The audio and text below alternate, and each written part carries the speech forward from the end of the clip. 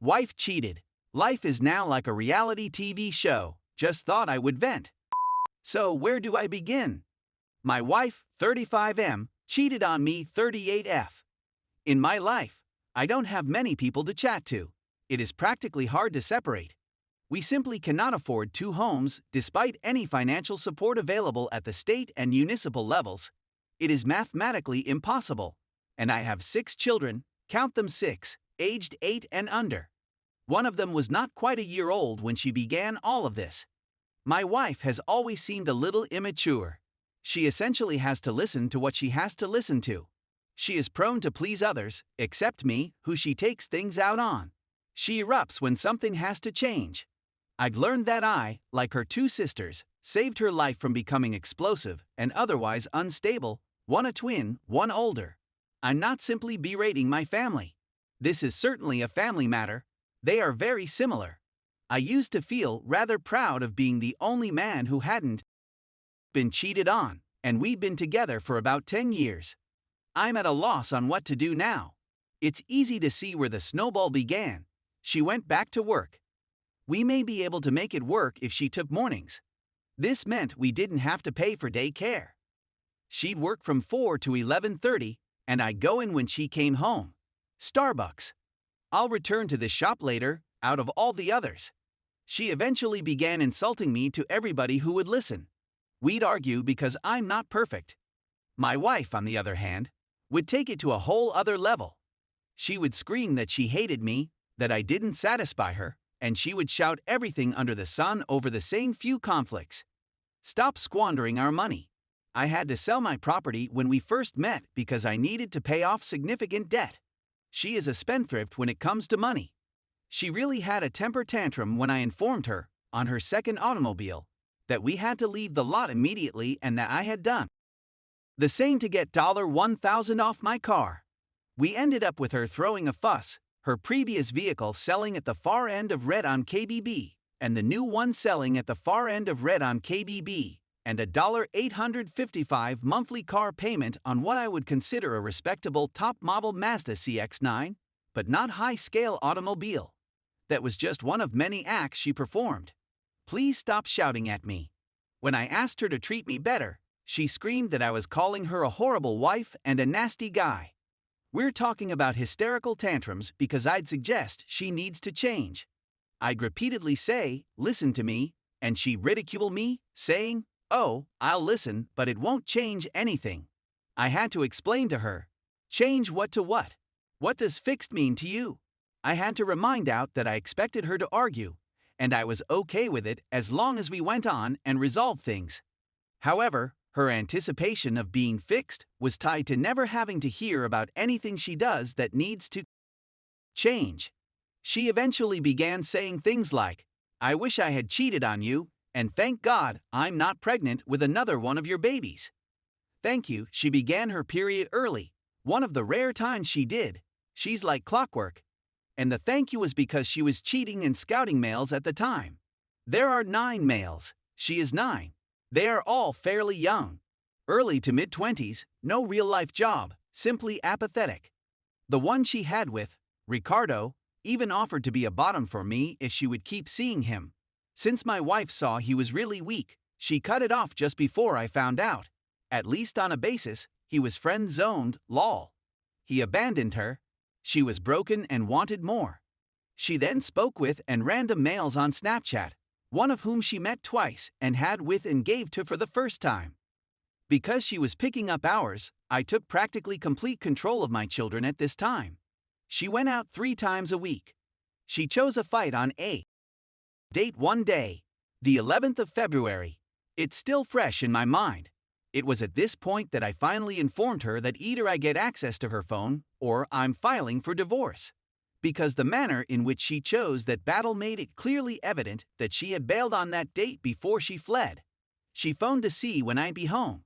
I rescheduled my exercise since I had left a bit late. I was truly sorry. I remarked, "Oh, I left late, I don't want to be late," to which she replied, No, go," and then guiltily added, "I don't want to hear you whine about it later." I then said I have the ability to make my own judgments. What exactly are you doing? She then answered nothing, which I misinterpreted as an allegation. It wasn't, it was more of a "why are you arguing with me" statement, and hung up on me, screaming "stop me" in front of my buddy. I couldn't understand what she was saying to the buddy she was calling. So I contacted her back and told her what exactly is going on. What was it? She then shouted something along the lines of "how dare you me" in front of my buddy. I'm not doing our date. So I go to the gym and decide why not go, and she attempts to guilt me again, saying sure I should drive drunk to our date and die, to which I replied, we spoke at 440, it is now 515. You were already drinking when you stated this. You're simply too lousy at lying to recognize what you just disclosed, so I'll ask again, what's the deal? She then vanished for a whole day. She didn't return until after 11 p.m. Now, it's conceivable she was gossiping about me with Tori, a coworker. I observed the Snapchats, and they corroborate a timeline. But the assaults were relentless for a long time, and this was the day that made me say no, give me the phone or we're done. Surprisingly, I still didn't find out. I didn't see that she had a lock app to hide the graphics that appeared like a calculator. And there was nothing in the writings. We utilize Snapchat for our children. I didn't think anything of it. I signed on to Snapchat on the 16th. That's when I saw Beth, whom she had nicknamed, and what seemed to be distinct dialogues. At first, I mistook this for a female. She was accosted by me. She made me assume she was having an affair with a lady. I told her that if this is what she wanted, since this Beth said bring me next time, see above where I claimed this Beth said they would even let me F her. Understand that although any man would want that, I have 6 kids, I would never hurt them, and that's not what a relationship is to me. I was committed. And if that was her option, I told her no. In retrospect, it made me seem like a complete idiot. And it also made her feel bad about herself, knowing what sort of person she had. Seriously, how many guys would reject that situation? She enabled me to think this, and that Cole from work, who was also on Snapchat, were the only ones who knew. She confessed her feelings for Cole. She showed him when I was upset over headphones, which was a little squabble. Right after she urged me to grab her a towel, which I never do, she furiously emailed him a photo of her in it as I was making up for saying don't touch my headphones in the other room. I felt like I got kicked in the shins like a dog. I took care of those 6 children when she was away, which included meals, cleaning, and changing, and I took them on weekends while she worked. From 7:30 a.m. to 1:30 p.m. breakfasts, lunches, changing, and bottles are all part of the deal. Every night, once I come home, I let her unwind and take the kids. This entails taking a bath. I took complete control. I am completely responsible for the children. Laundry is pretty much all she does. Nonetheless, I was thrashed in front of everyone. My children's babysitter advised her to cheat. When my wife inquired what she should do, the girl said, if you're genuinely happy with Chris, don't, but if you want a little fun on the side, why not? Nobody stood beside me. She destroyed me sufficiently that they were all complicit in this.